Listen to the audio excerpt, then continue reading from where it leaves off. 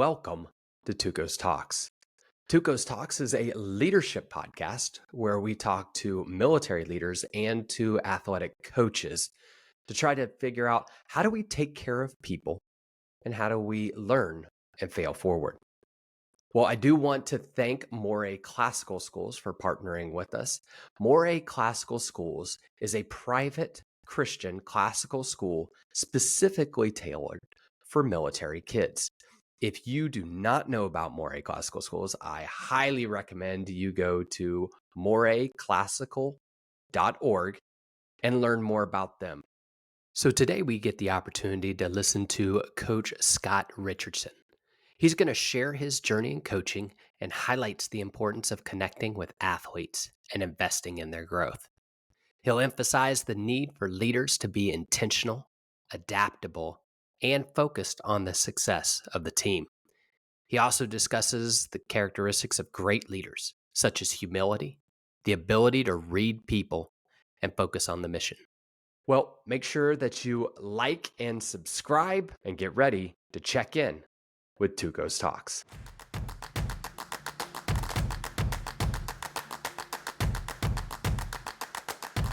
Hello and welcome to TUC0's Talks. Today is another day of interviews. Today I have Coach Scott Richardson with us. How are we doing today, Coach? I'm great, Chris. How are you? I'm doing very well, very well. So, Coach Richardson is a friend of mine. Excited to have him on. Over 28 years in the industry of coaching, 18 at Auburn as a track coach. Couple stints one at West Point, which I can't wait to talk about that time there. Yeah. And then now is associate director here at Auburn. So, Coach, why don't you just tell us a little bit more about yourself and your story? Yeah, I'm an Indiana boy by birth. I grew up in Northwest Indiana, about a half hour from Chicago. Was, I guess a typical high school kid, always into sports and football, wrestling and track and that sort of thing. And wasn't real sure what I wanted to do with my life except go into the military. And I went to college on a track scholarship at the University of Indianapolis. My college coach there was like my second father and just a great guy. And but at the end of my time, I was meeting with recruiters. My dad was a Marine. I thought that's the route I was going to be going in. But I graduated college right at the end of the first Gulf War. And a lot of guys were coming back with respiratory issues, and I have asthma. And unfortunately, Dodmer wouldn't clear me for service, so I could run like a deer, but they wouldn't call timeout in the firefight for me to take my inhaler. So I kind of fell into this coaching thing. That was sort of a fallback. I wasn't sure what I was going to do with my life once the military thing didn't work out. But I got a graduate assistantship to coach, get my master's paid for at Eastern Kentucky University, and that's kind of where I broke into the business back in the mid '90s.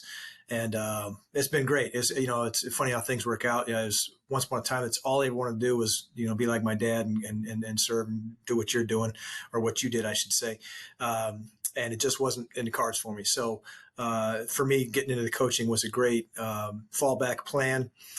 Getting the opportunity to go to West Point and teach and coach there was, I got to kind of see both sides of it. Still had all my civilian liberties and freedoms while I was in that environment. So it was very cool. So started off my career at Eastern Kentucky coaching while I got my master's degree. 25, I became the youngest Division I head coach in the country down at tiny, what was then called Texas Pan American. It's now Texas Rio Grande Valley. And from there to Indiana University as the low-level guy on the totem pole, to West Point as the number 2 guy, to down here Auburn, where I've been for the last 20 years now. Golly, that is what a quote unquote fallback plan. The dream of being a college coach. When I was growing up, all I wanted to do was coach. So that is fantastic. Just the ability to invest in kids and be able to work them toward their trade. So, man, that's awesome. Well, before we jump into it, I do want to talk to you about West Point. When you think of your time there, what comes to mind when I say, man, you got an opportunity to coach at West Point? What do you think about? Yeah, it was really a cool experience because, again, when I initially hired on there, in addition to my coaching duties, I was also an instructor there in Department of Physical Education and what they call DPE. And so I had, my master's was in exercise science. I taught a couple of wellness courses. I also taught in the combatives program. I taught boxing there. and as well as with the movement team doing the obstacle course training and that sort of thing. So to me, having always had that passion to serve and go into to the military, that was the coolest place in the world for me. And I was so appreciative of that opportunity. I was there for almost 8 years and I loved every minute of it. It's not to say that graduates of academies are any better leaders than anybody else who might enter the military, but it's nice to see 18 to 20-year olds with that perspective on life, with that servant's heart and willingness to go into the profession at arms. And of course, when I got to West Point in '98, it was obviously pre 9/11. So war was not at the forefront of everybody's mind. But to be there during 9/11 and up through 2005, and just to kind of see how the paradigm shifted a little bit, like, hey, this is what we signed up for. But oh man, this got real quick. And so I loved every minute up there. I always felt like I was around in the best possible learning and teaching environment at the same time. I learned so much from the guys and gals in uniforms there around me that I taught with. And in the summer, I got to play with all that cool stuff that I'd hoped to make a career out of. We got to do the obstacle courses and qualify and with weapons and throw grenades and that kind of stuff. And that was kind of fun.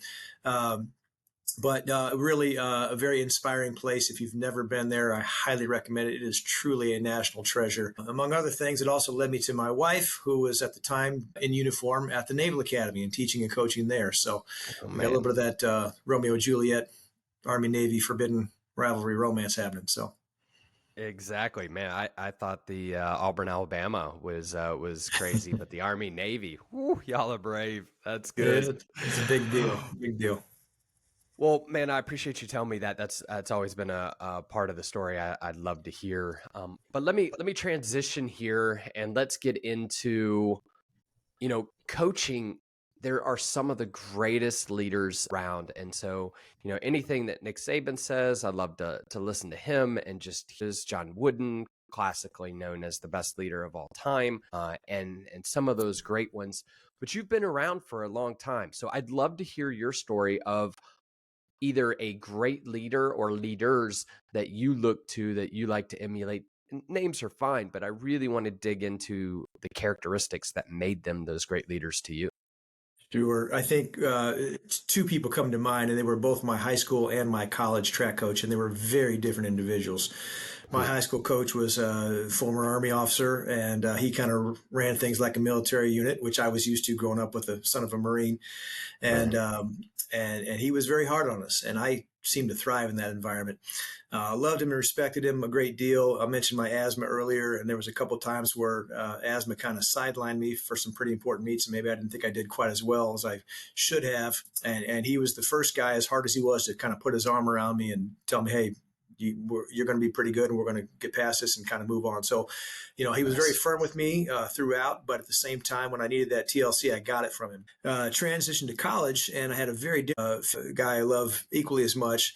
My college coach, Jerry England at Indianapolis, and Coach England was more grandfatherly. He was kind of a stately man, and nothing seemed to get him too excited or too riled up. And I had initially had a real difficult time transitioning to that style of leadership and direction as a freshman. I was used to somebody kind of putting a clamp down on me all the time, and I didn't get that. And I had to take a little more ownership. And I didn't realize that my freshman year. It was more so like, this guy's not helping me. He doesn't really care what we do. That was sort of my perception.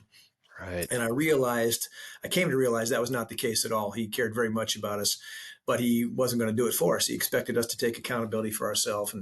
And I remember going to him near the end of my freshman year, and I was really uncertain if I was going to continue down this path. I thought, I'll just go ahead and enlist. I remember talking to him, and I wasn't getting the results I was used to getting. Of course, in high school, everybody's a superstar, and you go to college, and you're all kind of Right. just average at best again.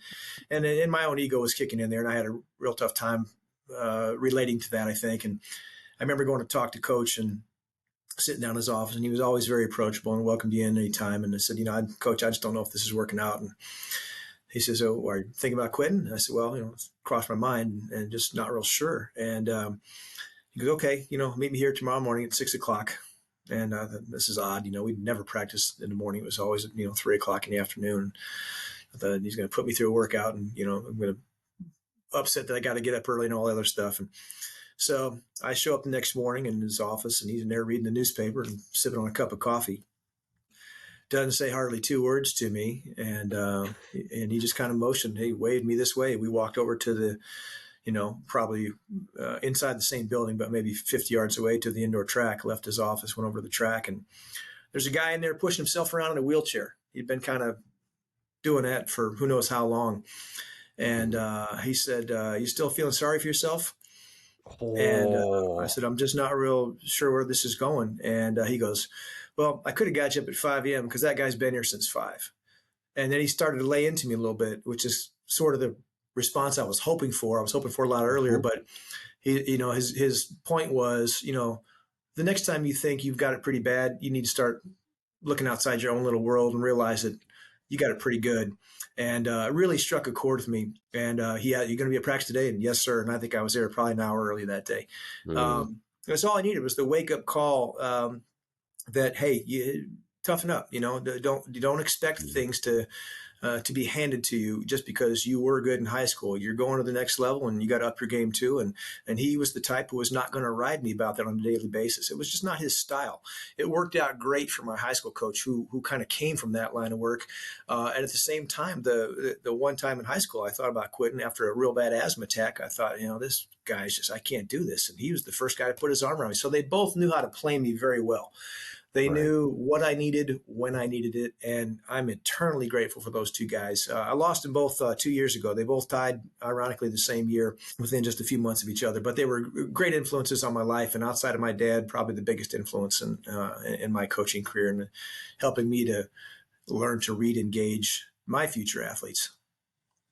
Yeah. No, I mean, coaches, that's what they do, right? Your Yeah, ability to read a room, read people, and they are such big influences. And the fact you said, other than your dad, those are the biggest influences in your life, and that's why I love the coaches. And was it Coach English? Was that his name? England, just like the country, England. England. Yeah. And I just picture walking in because the old school guys were like that. They were Yeah. there at Oh 5 in the yeah. morning, Yeah. Yeah. sitting there reading a newspaper, sipping coffee. And when you said that, I just got the mental image and started Yeah. Yeah. laughing. I'm like, oh my gosh, I could totally see that. And but I love the contrasting that you gave on the it's not the personality of the coach. It's the intentionality of the coach and Yes. coaches where they're investing and moving through. Um, we always talk about be yourself, be who Yeah. you are, but just be intentional about thinking about people. And Yeah. man, that is great. All right, we're gonna flip the switch now. Yeah. Uh, Unfortunately, in coaching, it is even higher. And I can tell you about a coach of mine that just it wasn't that he was a bad coach. It wasn't that he was a bad person. It was that he did not care about me or the other players. That's the reason that I thought I didn't like Sure. that coach. But I wanted to just talk to you. Think about coaches that either you've had or you've seen or things, and I hate to say worse because just the one that you look to and were like, I'm never doing that. And obviously don't use the name. But tell me about the characteristic that you thought that led you to who's that coach that I just don't want to be around.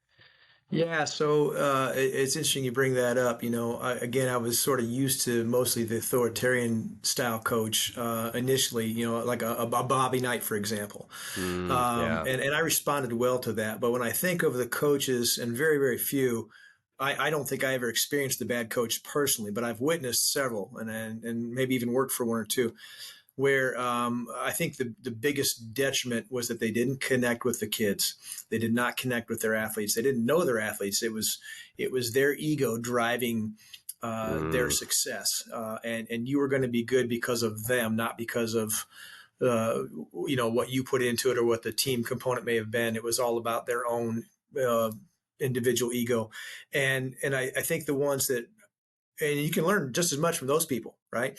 You can learn from bad leadership just the same as you can good leadership. And right. my big takeaway was if I'm going to expect these 18 to 22-year-old kids to do what I want them to do at a very high level, uh, I've got to really buy into them so that they will buy Mm, into me.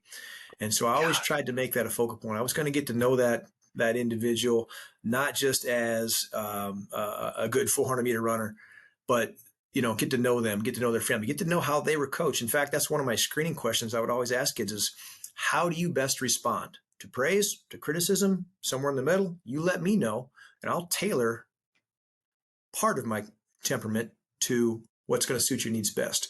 And I think that's what made my two coaches such great individuals. They knew how to read people. And I think what makes a bad coach is when they don't know how to read people, or they sort of feel like they have the guru mentality. They've got it all figured out and you better get on board with their program and there's no other way to do things. So I think that's the first thing would begin, just knowing your people, investing into them so that they will in turn give back to you and to their performance.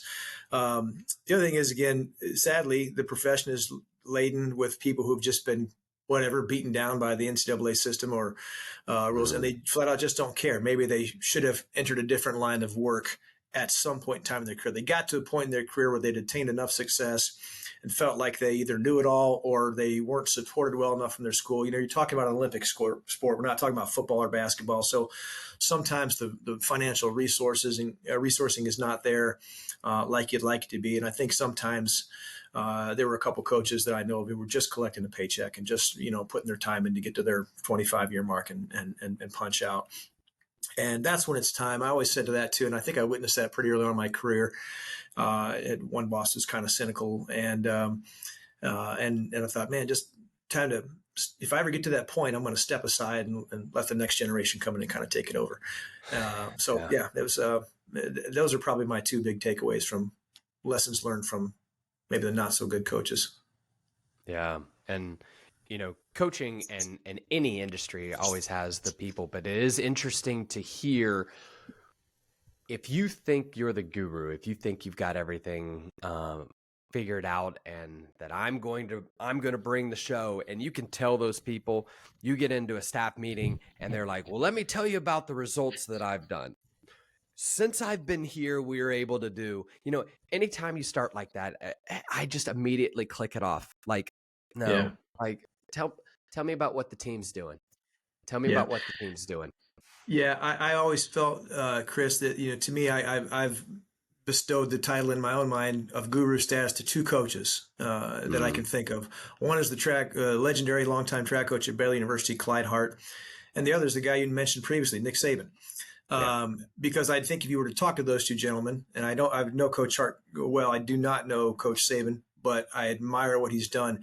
But they never, from my observations, they never make it about themselves. It's always about the team first and the process on how to get great, as opposed to you're going to be great because you come play for me, or you're going to come run for me, whatever the case may be. So, yeah, it's I'm always leery of that same thing. It's if you if a kid, somebody I'm recruiting is talking too much about what they did in high school or how great they are, or mom and dad are doing the same thing on behalf of that kid, Mm, or if we're interviewing coaches or something else and they start talking about all the great things they've done, like I've got your resume, I know you've had a successful career. What are you doing for the team? To yeah. me, is the overlying factor. I don't care what you did individually. I want to know I don't care how great an athlete you were.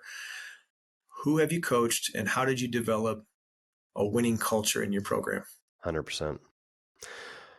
All right. Well, I think those are great characteristics. I think that's things that we can look for when we're going to talk to coaches. It's things that we can look for when we're talking to students. I think that translates perfectly to the business world of when we're interviewing for a boss, knowing who we're interviewing with, and also interviewing to bring on new people and staff. So one of the things that we're always doing as leaders and coaches is we're constantly learning. If you're not learning, you've got that closed mindset, then I'll hire you 10 years ago, but I'm not going to hire you today. What is it that you're learning now? What are you listening to? What are you reading? What's the thing that's got your mind? Yeah, I try to knock out a book a month, and I'm currently rereading this book, but I'm a huge fan of Jocko Willink and his Mhm. extreme ownership. He's a former SEAL, and I think he has leadership kind of pegged for the right reasons. It's not about asserting your authority or your rank. It's about you know helping people understand the mission and how the best way to reach those people is. So big fan of Jocko. In fact, I'm going to get to go to one of his musters here up in Nashville in a couple weeks, the first part of May. Looking forward to that and getting a chance to meet and connect with him a little bit. From an educational standpoint, not so much a leadership standpoint, but more educational, I'd say Andrew Huberman, big fan of his podcast as well, too, in Yeah. terms of his approach to health and wellness, whether it's how to get better sleep, or just how to take care of yourself as you sort of move into those, the second half of life, if you will. And it's all great stuff. I religiously listen to those two podcasts. Can't wait for Wednesday for, Jocko's new stuff to come out, and Andrew's a little later in the week. And I'm constantly trying to read not only from those two guys, but just anybody I think who exemplifies leadership or who can help me stay on the path or figure out a better path to get on to. And Huberman's done that for me too. I've learned so much more about some smaller things that again aren't necessarily leadership based, but like, here's some good ways to take care of yourselves. And they're not always easy. They're not always fun.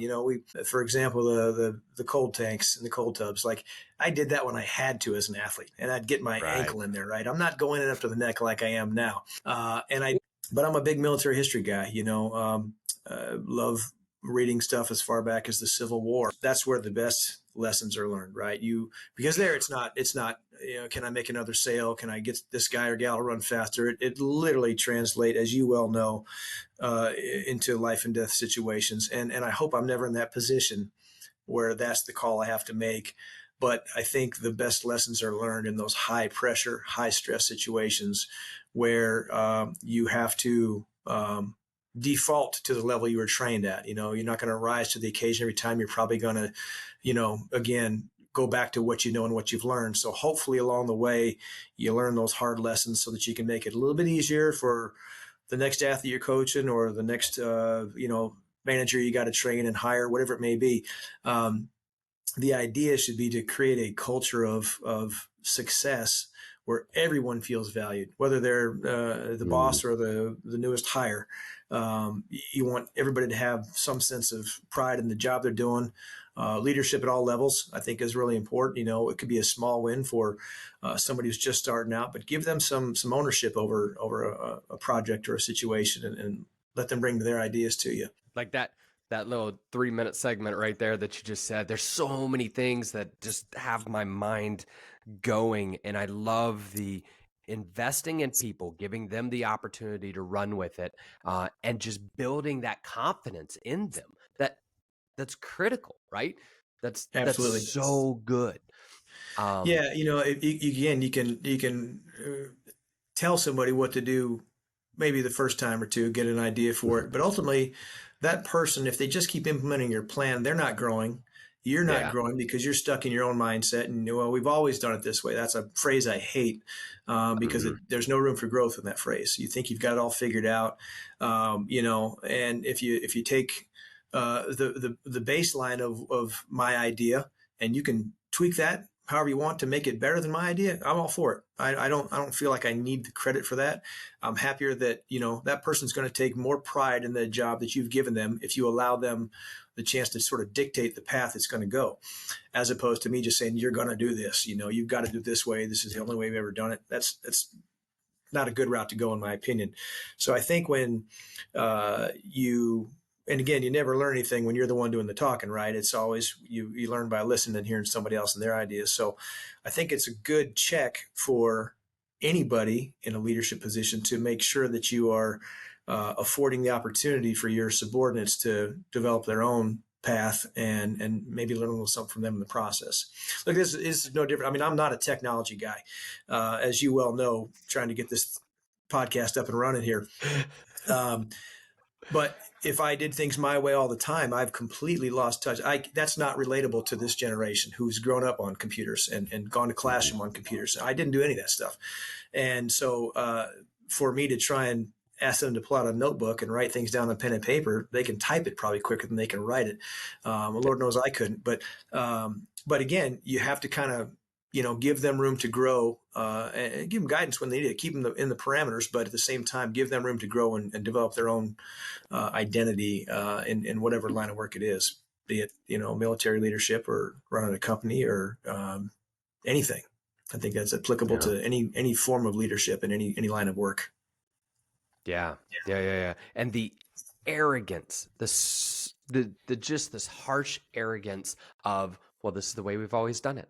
Yeah, Like yeah. your way or the way is better than anything that someone else will ever come up with in the history of the world. Like that's crazy. Yeah, I Crazy. was in a meeting across campus just last week, and it's in academia, right? So there's a bunch of VPs and directors sitting around the table, and uh, one guy in there is a director, and he's a former Marine, and he and I have kind of hit it off of our love of the Corps, and he was sort of giving an example of how he was helping somebody figure out the way to do things, and somebody from across the room looked at him and said, well, that's easy for you. You were in the military and that's the way you lead. And you just tell everybody what to do and they just have to follow blindly. And he said, that's not at all what the Marine Corps is about or true Yeah. leadership. It's helping that person see the way, but then giving them the freedom to develop their own path and still accomplish the mission.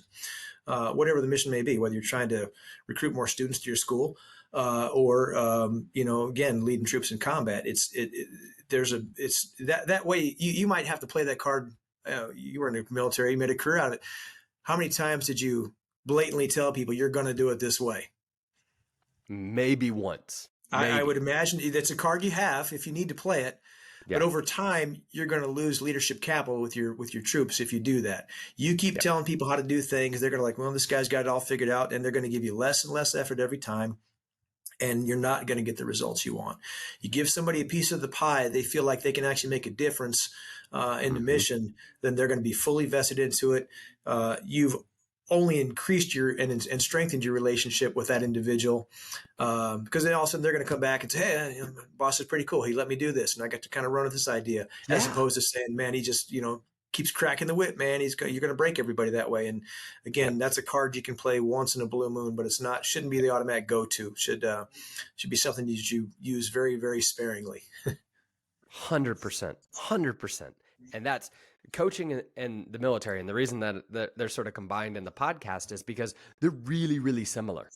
And Sure. you have the authority to go and put the hammer down. But when Yeah. you do it, like you said, it better be a blue moon, because if you Yeah. continually do that, people are just going to crumble. I don't think I learned that probably until I got to West Point. If you'd have caught me in my first Mm. job or two in the first 3 years of my career, I was a yeller and screamer. I did like Right. I was taught, Right. both from Hmm. my dad and my first coach. And then it started to dawn on me. And of course, at West Point, everybody had to listen to you, right? They wouldn't dare question anything I was saying. Right. Because of course, as you know, the first step to leadership is followership. So, Right. It but I is. realized after watching some of these guys I really looked up to, guys in uniform who were just exceptional teachers, that there was a better way to do it than just turning over tables and throwing chairs. Right. If I had a kid screw up, and I use this one, to this day, maybe it's my own son or daughter, if I'm not getting the behavior I want, and typically more that's my son than my daughter. But if he's doing something that I don't think he should be doing, I think a good phrase that I throw at him a lot is, you're better than that. You shouldn't be doing this. You're a Mm. better person than that, as opposed to saying, Yeah. flying off the handle and calling him a name or two and just bring things to questions. If I let him know I'm not pleased with this behavior, and then I Hmm. reinforce there's more potential in you, that you don't have to act this way, that you're a better person than this.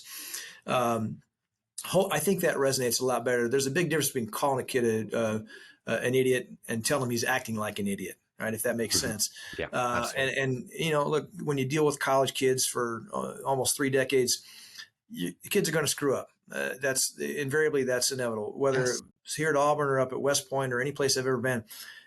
Kids are going to make mistakes, and you have to gauge the severity of that mistake. There's always needs to be a corrective measure, but it doesn't always have to be the heavy hand of discipline. Hmm. It should be some counseling first, some corrective measure steps to kind of, uh, eliminate that behavior, at the very least, reduce it. And then if they keep messing up, then it's easy. It's an easy decision. And I always feel like it's better, if I ever had to kick somebody off a team, it wasn't a real surprise. And I didn't have to do that very often. I can think of 2, maybe 3 examples where it came to that point where you've been corrected time and time and time again, and we've added to the discipline component each time, and you're still not getting it. Then it's probably best that we just part ways. But I think that's a good way to know when it's time to move on from a relationship like that, in that if they're truly not getting the message, and me as the coach, if I've done everything I can do to correct that behavior and to make that individual have a better sense of self-awareness, if I've done all those things and they're still not getting it, they're probably not going to get it. And Yeah. so I never really felt guilty about taking an opportunity away from a kid, because it wasn't like I did on the first try, right? They got counseled and counseled and counseled again before we ever got to that point. So I think it's a good thing to remember, and, Jocko mentions that several times in his podcast. How do you know when it's right to fire somebody? When you've done everything and you've counseled them properly and you've taken the ownership to make them get better, and they're just not getting it. If that's the case, then you probably shouldn't feel too guilty about letting somebody go. And so I think that's a key cog, is just making sure that kids know you care, and offer some type of corrective behavior without being overtly harsh on them. And look, things, different situations warrant different approaches, but I think a good rule of thumb is to remind a kid that they're better than what they're showing you right now, whether it's just in performance or whether it's a disciplinary issue they've screwed up, and you gotta drop the hammer on them a little bit. But it shouldn't be I fly off the handle every time and kick them off the team right from the get-go. There should be some mentoring and coaching involved in that process. Yeah, totally. All right. Well, we've been going for about 30 minutes now, so we'll finish up. But before we do that, I just want to pass it back to you. We always have a lot of young leaders, young coaches that are listening to this. As someone who's been in the game, who's done it at the highest level in the SEC, what would you tell our young leaders, our young coaches, as they start their careers? Other than going into the military, this is the only thing I've ever wanted to do. So if you are going into the coaching profession, I found a way for nearly 30 years to make my vocation my vacation. There are times when the job is hard, but there was never, not one single day, I did not look forward to coming to work. And I think if you bring that approach to it, and if you bring that energy and enthusiasm every day, the team is going to feed off of that, right? So if you're excited about the job and what you get to do, and the privilege of coaching, we always talk about it's a privilege to be on a team. It's a privilege to be a coach. And I always took that seriously. I always had fun with it, because to me, it was the greatest job in the world. And to be able to do that for a career and make a living out of it. And it gave me so much. The sport of track and field gave me, not only did it give me, not 1, but 2 degrees, it gave me a career. It gave me a wife who was a high level track athlete, much better than me. And as a result, it's given me children. So it can give you so much if you're willing to buy and invest into it. And even as a young coach, whatever you may lack in knowledge, assuming if you're going into coaching, you know your sport fairly well, and it's something you probably want to plug into, and that's great. But you're not going to know it all. I mentioned I was a head coach at 25. That was dumb luck. I got hired to be an assistant. The head coach resigned, and I became head coach by default. I just happened to be in the right place at the right time. And while I knew the sport pretty well, and I'd been doing events for a better part of 15 years at that point in time in my life, I didn't know how to run a budget. I didn't know how to set up team travel. All that stuff you kind of learn on the job. But I was so into the job. I was so appreciative of the chance to coach, that you figure that stuff out pretty quickly. So whatever it is that you might lack in knowledge, make up for in enthusiasm. And if you do that, you're probably going to have a pretty enjoyable career. And more importantly, your kids are going to, the athletes on your team are going to reap the benefits of that. Would you rather go to compete for somebody who's really fired up and supporting you? Or would you rather just go to somebody who doesn't throw up their hands and like, well, it's, no big deal. I know the kind of coach I'd like to perform for. My coaches were always into it. Even though those 2 gentlemen were very different coaching philosophies, one was very laid back, one was more in your face, they were both very much into the job, and both were great competitors. And so I would say, just again, never lose that enthusiasm. And if you get to that point, it's time for you to go do something else. it's time for you to move on and let the next wave come in. And hopefully that doesn't happen to you. You can also, the other caution I'll give it in the twilight of your career is you can hang on too long, right? You can Yeah. do this thing to where the point where you've lost touch with the team or with the staff, or you're just not physically capable of the demands of the job anymore. And that's also another good indication. It's probably time to get out. You can still be a fan, you can still be involved, you can still support, but keep the profession of coaching for those that are not only knowledgeable but into the job. That's probably my biggest job. So keep that passion and just again, I look back on it and it's almost like I was stealing for 30 years. I got to do the greatest job in the world and get paid for it. And, it wasn't like I was digging ditches or laying bricks. There's nothing wrong. Those are great careers. But I got to play games for almost 3 decades of my life. And I have absolutely zero regrets about it. It was outstanding. That's so good. And what you make up in knowledge, or what you have a lack of knowledge, you make up with intensity and enthusiasm. Man, that's huge. Bringing that every day. So good. Yeah. Well, Coach, thank you so much for your time. Thank you so much for your knowledge and just being able to come on here and share with the young leaders and even older leaders like myself that are picking up so much from it. Yeah. Well, for everyone else, thank you for taking the time to be here. We will see you next time. For now, it's TUC0's Wright checking off.